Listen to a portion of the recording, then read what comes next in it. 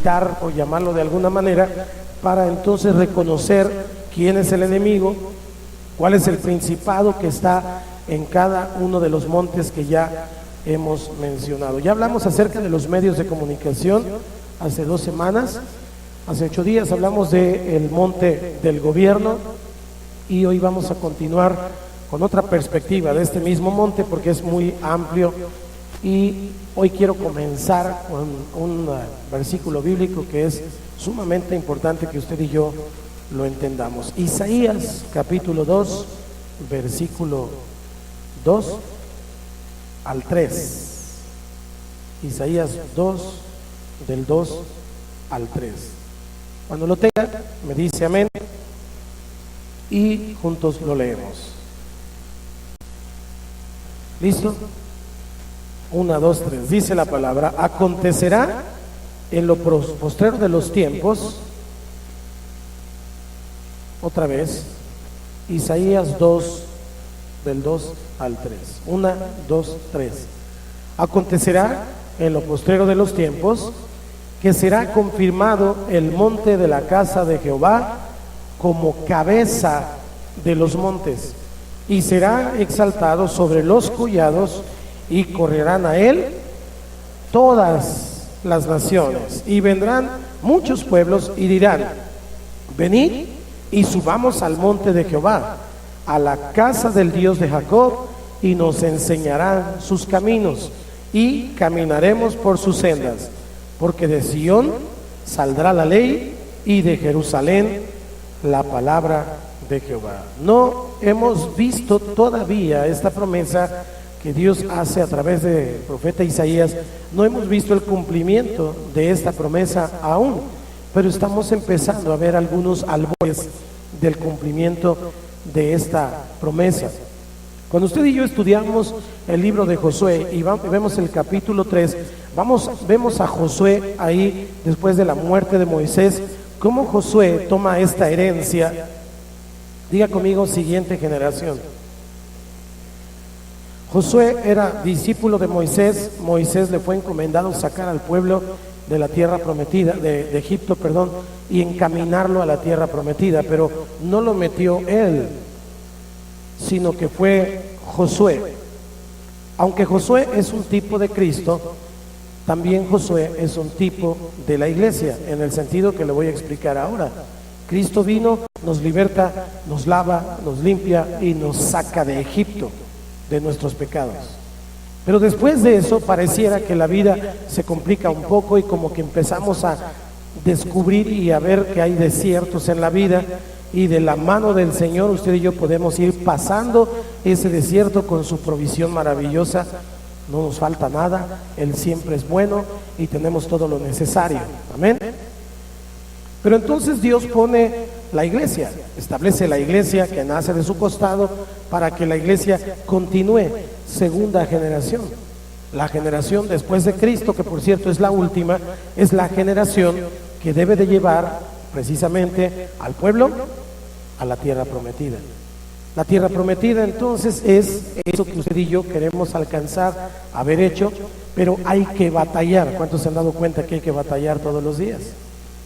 Esos son los enemigos naturales de Israel en el Antiguo Testamento.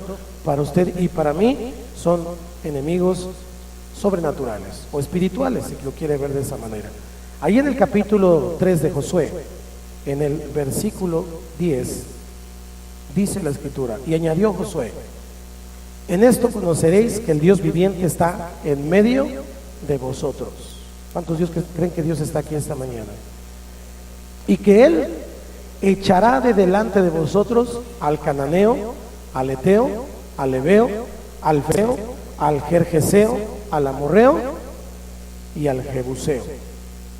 Vemos entonces que esto se trata de una relación con Dios. No se trata únicamente de los dones, de las habilidades y de la tendencia natural que yo tenga hacia alguno de los montes, sea el de la comunicación, el del gobierno, la educación, la familia, la economía, la religión, las artes.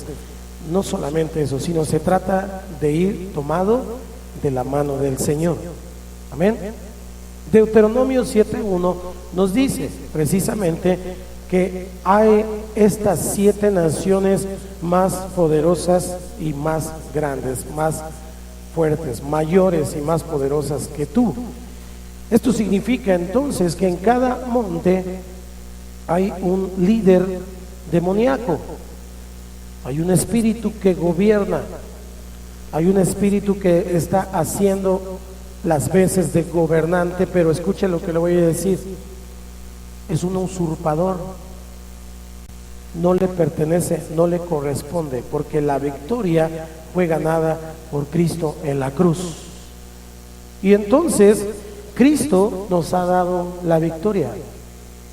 Si en cada uno de estos montes hay un demonio o hay un principado, es simple y sencillamente porque la iglesia no ha tomado su lugar.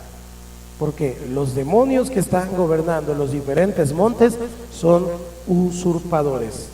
Esto quiere decir entonces que como iglesia tenemos que llegar al entendimiento de que debemos de ejercer el dominio que ya Jesús tomó. El entendimiento de que Cristo nos ha dado la victoria tiene que ver con agarrarla, tomarla y ejercerla. Amén. La humanidad ha venido dando vueltas durante muchos años en el desierto. La iglesia incluso ha venido dando vueltas en el desierto y hemos permitido que el enemigo sea el encargado de todos esos montes. El de la educación, el de la economía, el del gobierno, el de la religión, etcétera, etcétera. Y no nos damos cuenta que ya Jesús nos ha dado la victoria. Dile al que está a tu lado, Jesús nos ha dado la victoria.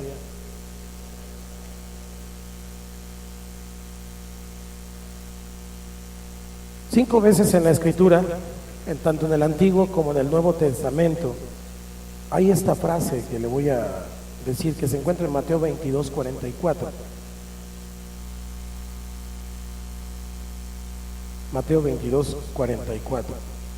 Y por cierto, estas 5 veces que menciona exactamente lo que vamos a leer. Dijo el Señor a mi Señor: siéntate a mi diestra, a mi derecha, hasta que ponga a tus enemigos.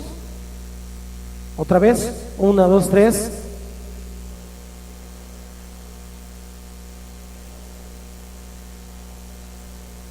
Hasta que ponga a tus enemigos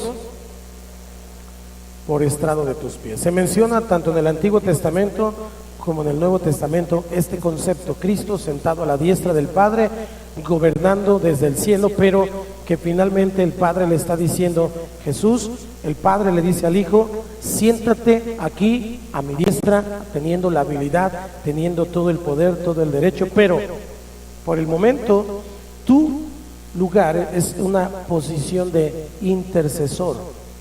Cristo está sentado a la diestra del Padre, pero el Padre le dice: voy a poner a tus enemigos por estrado de tus pies. La Biblia dice que su trono está en el cielo y que la tierra es el estrado de sus pies. Por eso dije que esta mañana íbamos a llamar la generación de los pies. Ponga atención. Cuando el Padre dice: mientras yo pongo a tus enemigos por estrado de tus pies, antes de que vuelvas, antes de que regreses por segunda vez, antes de que haya esa celebración, porque Cristo va a venir por su iglesia, antes de eso, primero voy a poner a todos tus enemigos por debajo de tus pies. Ahora conecte este concepto. Usted y yo somos el cuerpo de Cristo. Amén. Él es la cabeza y nosotros somos el cuerpo. Esto es para los que a veces dicen: ay, es que yo del cuerpo no soy la mano derecha, yo quisiera ser la mano derecha, yo soy ahí un dedo chiquito del pie izquierdo.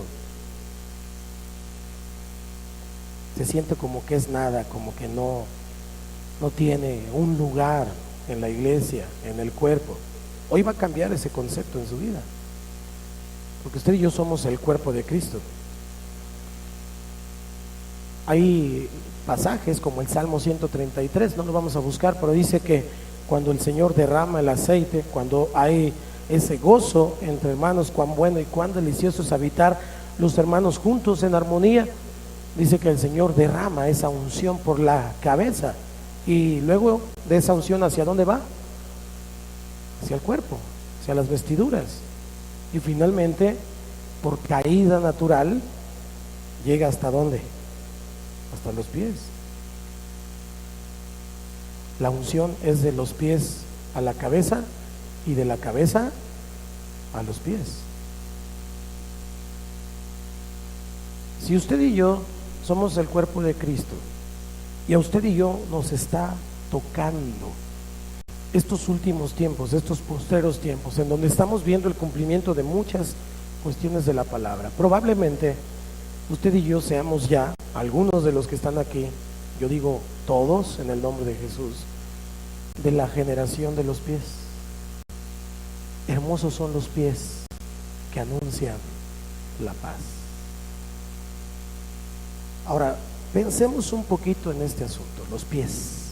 Cuando investigamos en la Biblia acerca de los pies, encuentro que los pies tenían que ser lavados por una práctica cultural. Desde el Antiguo Testamento ellos lavaban los pies, era una señal de cordialidad, de hospitalidad. Cuando una persona llegaba a la casa de alguien, sus pies eran lavados por una razón: el camino era polvoriento, el camino era polvoso, y entonces mayormente los zapatos que usaban eran abiertos, tipo guarache, entonces sus pies se ensuciaban. Así que nosotros vemos que el lavado de pies era como una señal de hospitalidad. Le puedo dar varias citas bíblicas en Génesis, en Jueces, en Samuel y también en Lucas, pero finalmente lo quiero ver desde el punto de vista rápido. Vamos a ver que era una señal de hospitalidad. Si alguien llegaba a tu casa, entonces tu siervo, tu sirviente, traía una palangana y entonces lavaba los pies del visitante, y eso quiere decir que era bienvenido, que tú eras un buen anfitrión y eras muy hospitalario. Pero luego, sorprendentemente, vemos que en el Nuevo Testamento el Señor Jesucristo, Él mismo, lava los pies de sus discípulos.